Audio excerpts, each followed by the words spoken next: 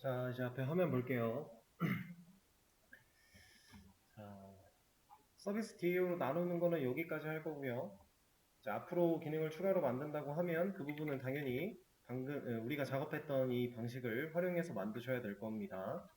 우리 지금 로그인과 로그아웃 기능 이런 거 좀 만들어 볼 거예요. 자, 근데 제가 세션 한번 생각해 보시면 좋다라고 미리 말씀을 드렸었죠. 자, 이거에 대해서 간단하게만 얘기를 좀 해놓고 넘어가도록 할게요.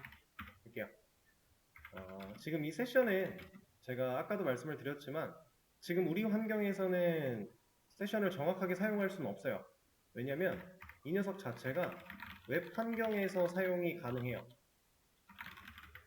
그러니까 그냥 우린 지금 순수한 자바 어플리케이션으로 코드를 짰고 그 코드를 실행해보고 있는 상황이기 때문에 웹 환경이 아니죠. 그래서 세션에 대한 처리가 불가능합니다. 자, 올바른 세션에 대한 처리가 얘는 웹 환경에서 사용이 가능해요. 그러니까 웹 환경이라고 하는 거는 그러니까 웹 서버가 필요하다라는 거예요. 웹 서버가 없으면 웹 환경으로서 우리가 개발을 진행할 수 없어요. 근데 우리는 지금 그런 거 없이 순수한 자바 어플리케이션 사용하고 있기 때문에 그냥 흉내만 좀 내볼 건데 흉내를 내더라도 얘가 그래서 어떤 녀석인지 간단하게는 좀 알고 흉내를 내보는 게 좋을 거기 때문에 간단하게 말씀을 드려볼 겁니다. 자, 이 세션이라고 하는 녀석은요. 자, 일단 얘는 언제 만들어지냐면 우리가 지금 만들고 있는 이런 어플리케이션 기능을 예를 들어서 웹서버를 구축하고 웹 환경을 만들었다라고 하면 지금 제가 브라우저를 열어서 네이버를 가겠다라고 클릭을 했죠. 그러면 주소창에 네이버의 도메인이 입력이 돼요. 이러한 과정을 통해 사용자는 서버한테 이 네이버 코드가 짜여져 있는 어플리케이션한테 나 네이버 메인 페이지 보고 싶어 라고 말을 한 거예요. 우리가 명령어로 아티클 라이트 이런 식으로 해서 게시글 쓰고 싶어 라고 하는 것과 마찬가지로 사용자가 원하는 거에 대한 요청을 보내게 되는 겁니다. 이런 요청 처리가 들어왔을 때 그때 세션은 생겨나요.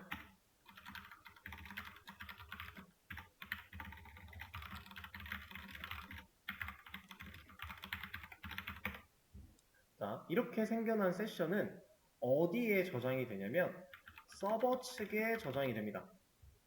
네, 여기서 말하는 서버 측이란 어디 부분이냐? 자, 우리가 지금 자바 어플리케이션으로 코드를 작성하고 있죠. 자, 그 안쪽을 얘기하는 거예요. 어플리케이션 안쪽. 실질적으로 우리가 코드를 작성하는 부분이다라고 보시면 돼요. 여러분들이 이제 이런 얘기는 들어보셨을 거예요. 프론트엔드, 그다음 백엔드. 그래서 프론트엔드는 보여지는 거고,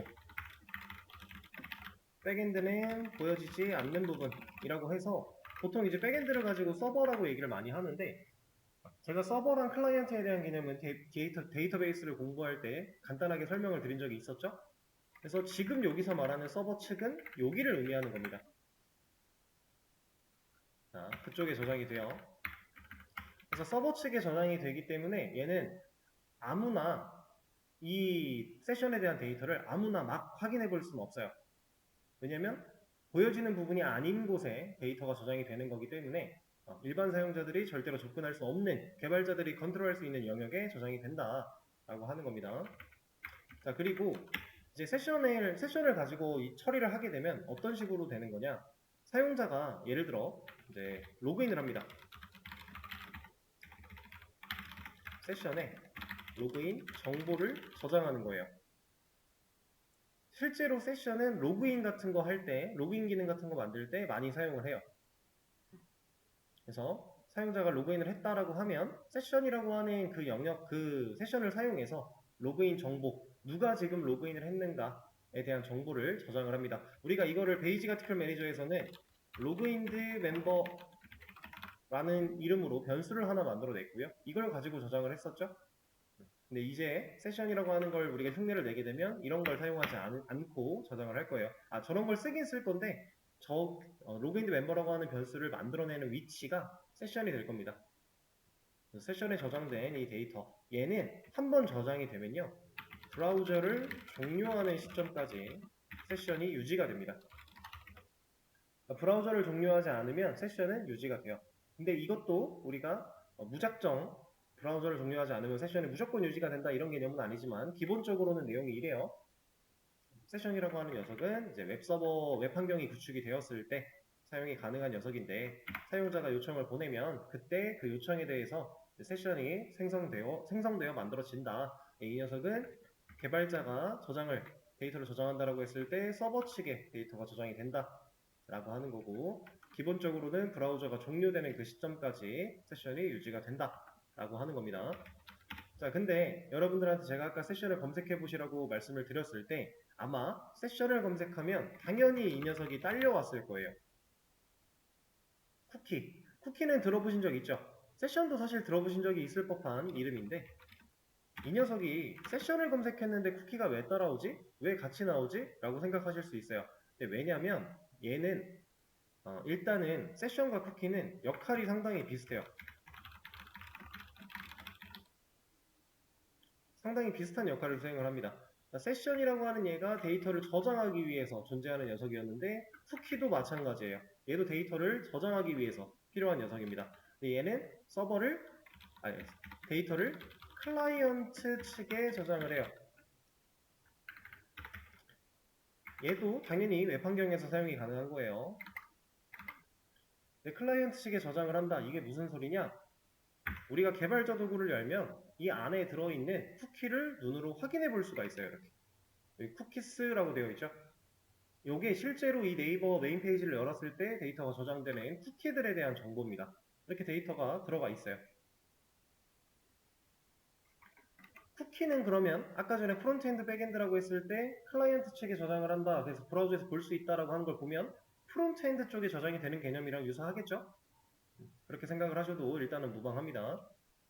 그래서 세션 쪽은 서버 측에 저장을 하니까 일반 사용자가 접근을 못하는 영역. 근데 쿠키는 클라이언트 측에 저장을 하니까 일반 사용자가 접근이 가능한 영역이에요. 그래서 세션과 쿠키를 사용할 때 가장 첫 번째로 이제 많이들 얘기를 하는 게 보안에 민감한 데이터는 절대로 쿠키에 저장하면 안 돼요. 왜냐면 누구나 열어볼 수 있는 영역이니까. 예를 들어 로그인한 회원에 대해서 뭐 아이디, 비밀번호 이런 데이터를 쿠키로 저장을 했다? 그러면 누구나 해킹이 가능한 거예요. 안 됩니다. 그런 데이터는 세션 측에 저장을 해야 되는 거고, 여러분 쿠키에는 보안에 민감하지 않은 데이터를 저장을 하라고 존재하는 건데, 이거 말고도 이 차이점 말고도 얘네들이 가지고 있는 차이는 좀 있어요. 세션이라고 하는 애는 서버 측에 저장을 하니까 데이터의 저장 한계 용량이 서버 크기만큼 돼요. 서버가 감당할 수 있는 만큼.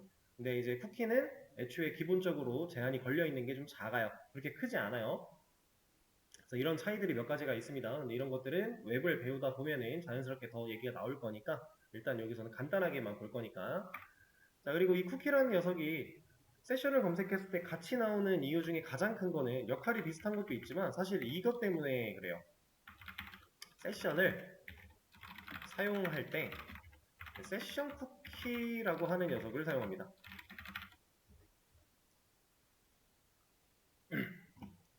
이거를 조금 더 편하게 풀어서 말씀을 드려보자면은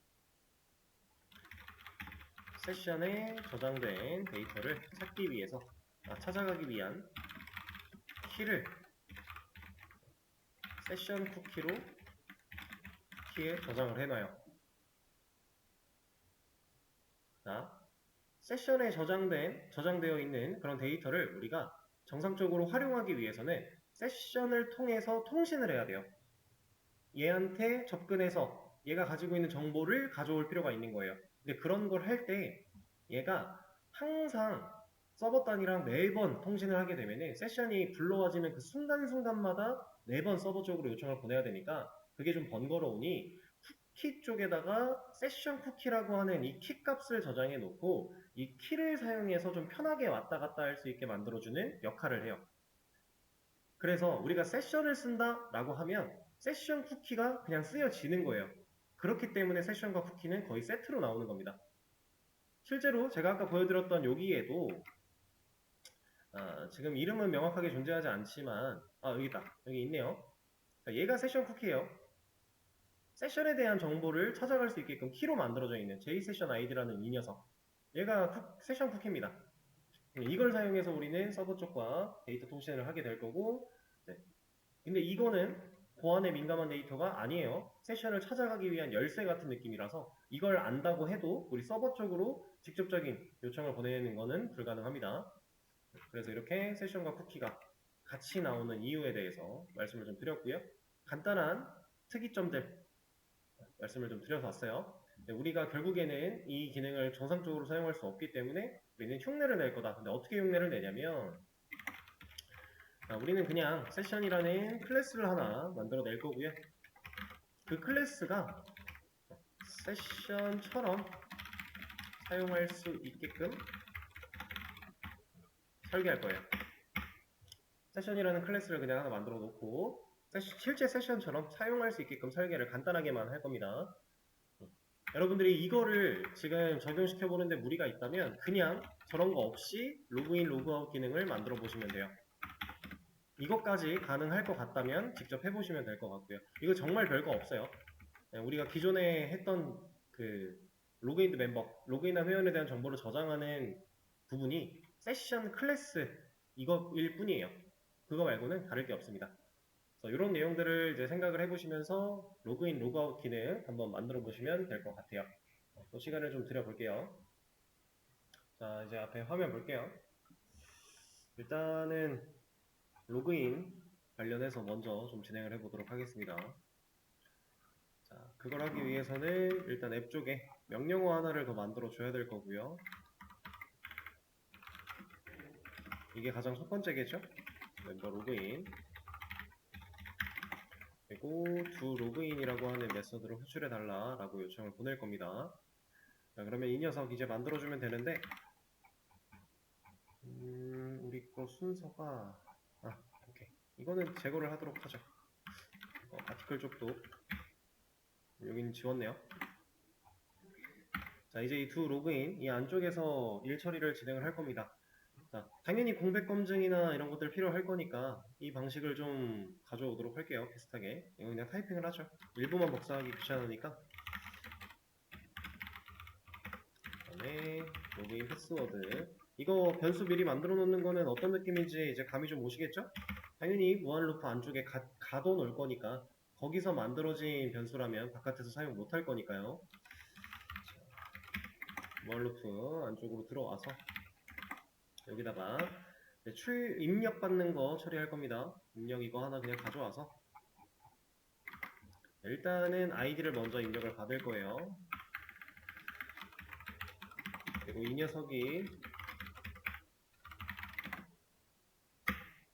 근데 아이디를 입력하는 단계에서 바로 공백 검증을 먼저 하지 말고요. 여기 두 가지를 다 입력을 한 뒤에 처리를 하겠습니다. 그래서 얘가 가지고 있는 랭스가 이런 것 같다면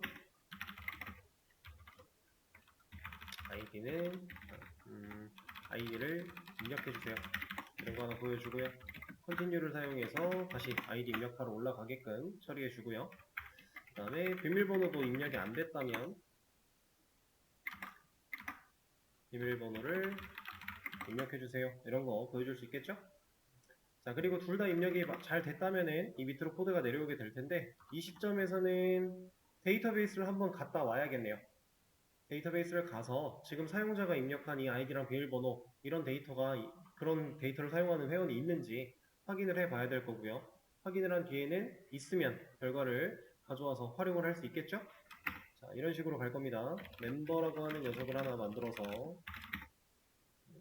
멤버 서비스한테 get member by login id 이런 식으로 이름 하나 지어주고요. 당연히 로그인 아이디를 인자로 넘겨야겠죠?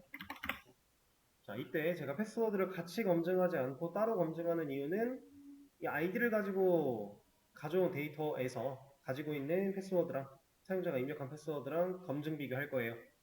이렇게 하면 좋은 점은 아이디를 잘못 입력했을 때 아이디를 잘못 입력했다 알려줄 수 있고요. 패스워드가 잘못됐을 때는 패스워드가 잘못됐다 라고 알려줄 수 있겠죠.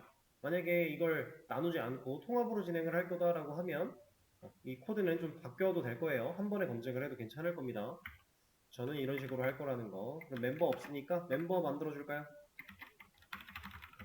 이거 아티클 하나 복사를 해서 처리하도록 하죠. 멤버 만들어 주고요.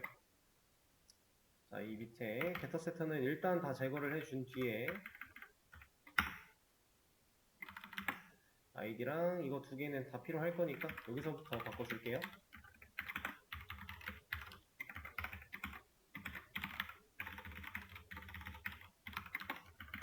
자, 그리고 받아오는 게 아티클 맵이 아니라 멤버 맵이겠죠?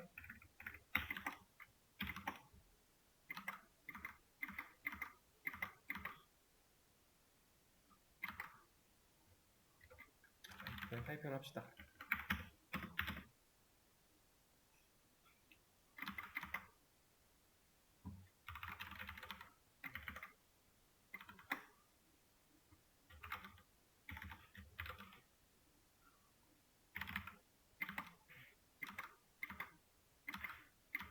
이렇게. 그리고 나서 게터 세터까지 만들어 주도록 할게요.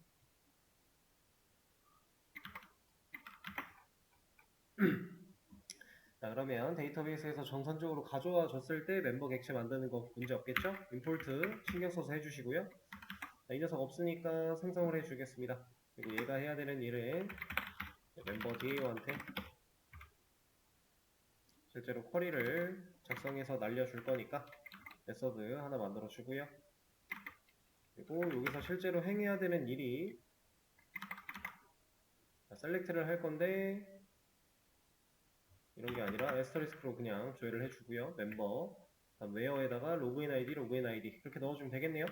그럼 이 로그인 아이디를 사용하는 회원이 있다면 데이터를 가져올 겁니다. 그걸 하기 위해서 db-util에 있는 select row 한 줄의 데이터를 가져올 거니까요. 근데 제가 여기를 멤버로 해놔가지고 이거는 바꿔주도록 하죠. 맵으로.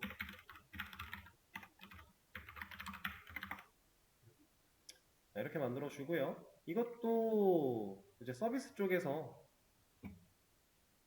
한번 재가공을 해주면 되겠죠?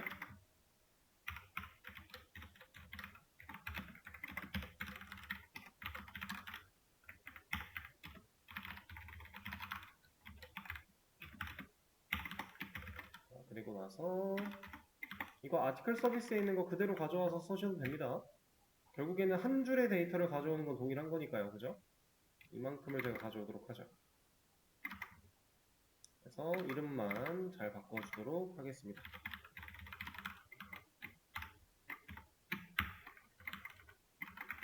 이렇게. 그러면 얘가 없을 때에는 널이 리턴 될 거고 있을 때에는 멤버를 객체를 만들어서 가져다 주겠죠? 그걸 활용해서 받아온 걸로 자, 이제 검증하면 되겠네요. 자, 만약에 멤버가 널이었다면 그때는 %s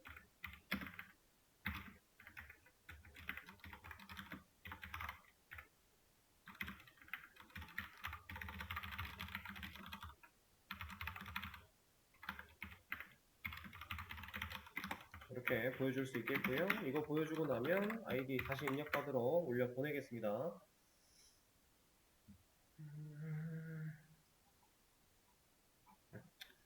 그리고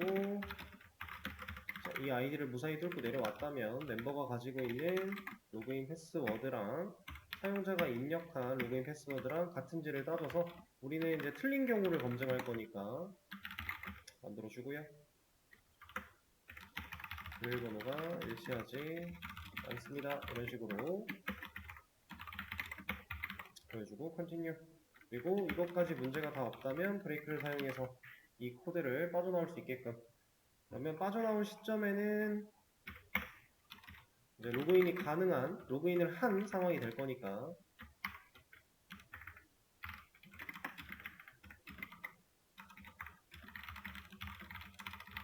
이런 거 하나 보여주도록 하고 여기에다가는 멤버가 가지고 있는 우리가 멤버를 여기다 만들어놔서 이러면 그냥 로그인 아이디를 씁시다. 멤버가 가진 이름 같은 거 써볼까 했는데 얘를 그럼 굳이 밖으로 빼서 작업을 한 번 더 해야 되니까 이렇게만 일단 할게요.